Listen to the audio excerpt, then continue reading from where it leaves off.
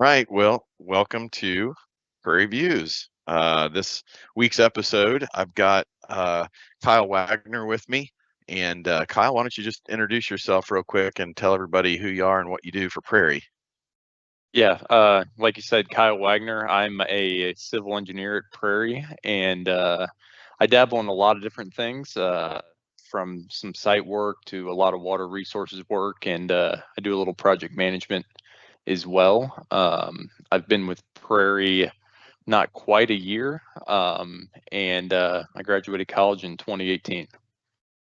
Nice. Thank you. Thank you. So let's kick it off. What's one of the more interesting places that you've had an engineering project or maybe been on a survey crew or something? Yeah. So I've worked a lot of interesting places in my short time out of after school. One of them being Steamboat Springs, Colorado. And really, outside of that being a top tourist destination, I got to do a lot of work on some BLM land where our engineering had to go hand in hand with the other functions of the land. At the time, I was involved in the mining industry, and mining on BLM land gets paired with agriculture as well. We have to work hand in hand with them. So I was out in the field looking at a site, and out comes up over the hill some guys on horses chasing cows. So I really never would expect I would have seen that from my 9 to 5, but I did. And they were very quick to mention that we better make sure all the gates are closed and that none of their cows get out because they would not have been happy. But they were true cowboys out there. Did you think you had been like suddenly transported back to the early 1900s and, you were in the middle of the cowboys moving their cattle across the country? It kind of felt like that. I mean, it really felt like every Western movie you've ever seen, right then and there, and not what I thought when I left my hotel that morning. Yeah, for sure. Um, so thinking about like if you could work on any dream project, like the maximum dream project for you, what would that be? Yeah, you in engineering, you always hear about those guys who work on one big project that spans over decades, um, and a lot of times that's design of these really large reservoirs. So I would really like to be part of one of those someday, where experience in that a, f- a career's worth of experience includes only one or two of those projects, just because there's um, so many things that go into it. Yeah, no kidding. Um, so speaking of like this is kind of a follow-up to that, but like going backwards, if you could like get in a time machine and go backwards in time, what's some really cool famous engineering project in history that you would like to have worked on and why that project? Yeah. Being from Illinois, Missouri's not far away, and I spent a lot of time in the Ozarks area.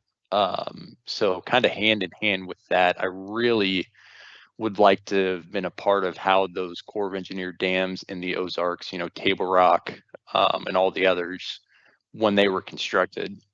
I think the engineering is straightforward enough, but the logistics of, how they acquired that much land for the reservoir, how much public involvement was done, and honestly, it was a long time ago, and you know that was a feat of engineering on itself, just considering that it was done back in I believe the 50s. Yeah. So have you ever been to Lake of the Ozarks right in the middle of Missouri? I have Yeah. Have you been to that Bagnell Dam Museum? Like they have a really nice storytelling of that of the building of that dam and the impounding of that lake. yeah, no, I haven't ever had a chance to go to the dam on Lake of the Ozarks. I've spent a lot of time there fishing, but mostly upriver, on the upper ends of the lake. Yeah. Well, that put it on your bucket list because it's considering what interests you, definitely go visit Bagnell Dam and watch the film and learn the history of how that whole area. Even they even moved, I think for sure, at least one town and maybe two, just completely moved the towns uphill to get them out of the area where the impoundment was going to take place. So it's pretty cool history. Yeah, definitely. I'm a sucker for that history, and I've read several books on Table Rock, which isn't too far away from Lake of the Ozarks, on how it was built. Right. Yeah, and that's a very popular recreational lake as well. So what type of professional do you think fits in best at Prairie? So, every company kind of has its culture and its unique, distinctive ways of working and operating. What what kind of person really fits in best at Prairie and why? Yeah, being a small company, we all wear a lot of different hats. What our technical expertise in isn't always what we do our work in, because we're constantly working on different kinds of projects and um, you know, staying busy all the time. So I think the non-traditional engineer is really what Prairie looks for, frankly, because you need that common sense, that real world experience that you get from having outside of engineering experience in your personal life. So I would say, some more of the personable engineers and less of the, traditional book, by the book engineers that come straight out of school. Um, you know, I think we really value our employees understanding not just the engineering side of things, but the other realms of the world. Yeah. So I'd like to reflect your answer a little bit in that, it seems that engineers do well at Prairie who have a wider lens than just the textbook answer to how to solve a problem. Because once you really get out there and you see, the challenges that we're provided with on the various projects that we have, it's like you have to be able to think outside of that textbook a little bit and have some common sense when you're offering those solutions to those problems. Am I hearing you right? Yeah, that's exactly right. Common sense goes a long way. Design manuals may tell you, this is how something's done, but it's always important to apply a little common sense and make sure that at the end of the day, it just makes sense. And we really need those engineers and we have those engineers who do that. Yeah. One of my favorite things that I ever heard my dad say, which for those of you listening, you may not my dad was a civil engineer, but he always would reply to clients sometimes that were really presenting some difficulties, on a project or some really hard challenges. He would say, "Well, we can engineer absolutely anything. It's just always a matter of money." So Right. it's like honestly, the math, it's just math. It's, science. It's you can just engineer about anything, but do you have the funds? And that's where really the nuts and bolts of engineering comes into play. It's like you have this much money, you have this much of an issue a problem to solve. You have to make that work within this budget. And that's where you really shine as an engineer. Right. And that's, where the common sense, comes into play a lot is, it's engineering at its base value is relatively easy, but can you add another layer to that and use your common sense and get the most value to your customer, giving them a project that works, that's within budget? Mm. Wow. Um, so let's say you weren't a professional engineer and you decided I'm going to do something different or some other career. What other career do you think you would have chosen? Yeah. Well, if you haven't gleaned it from our talks already, you know, being out in the world is what drove me to engineering. Natural resources side of things, hunting, fishing. That's really what brought me to engineering. I was good at math and I loved being outdoors. So if I were to throw out the fact that engineering was an option, I would say I would probably go after either, being a wetland scientist or, even a conservation officer if I could stomach missing the peak hunting times.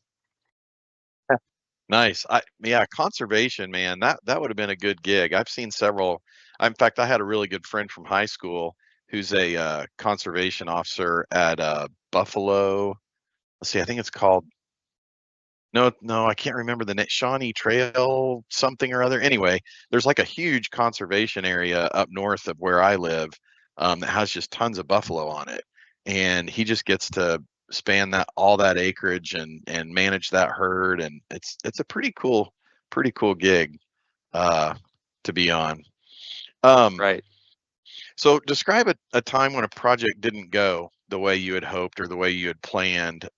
What did you learn from that experience?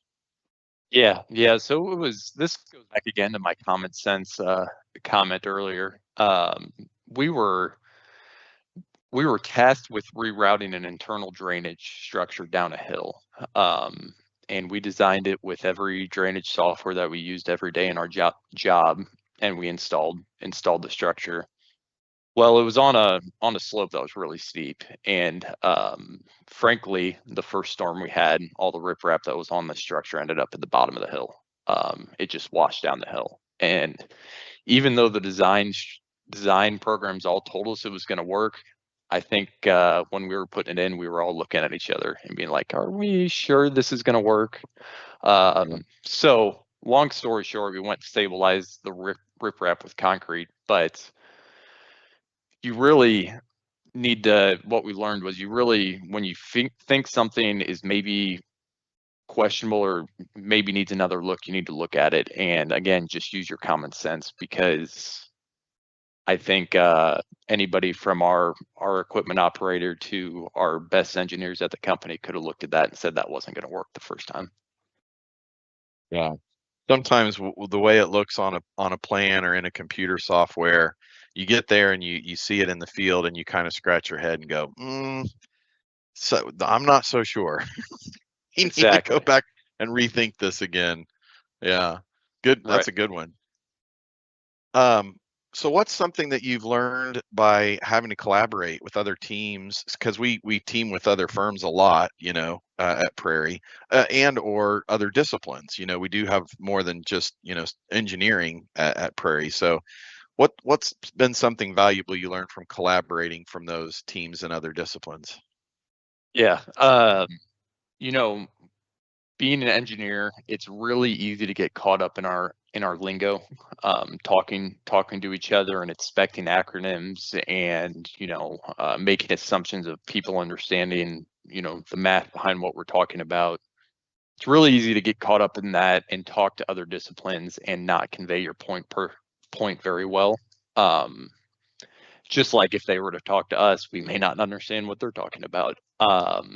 So what I've learned is it's really important to develop your interpersonal skills and be aware of who you're talking to when you're talking, because what you say may be misconstrued as something that wasn't correct, or um, somebody may walk away from the conversation and just not get much from Yeah, or completely misunderstand, what you were trying to say. Yeah.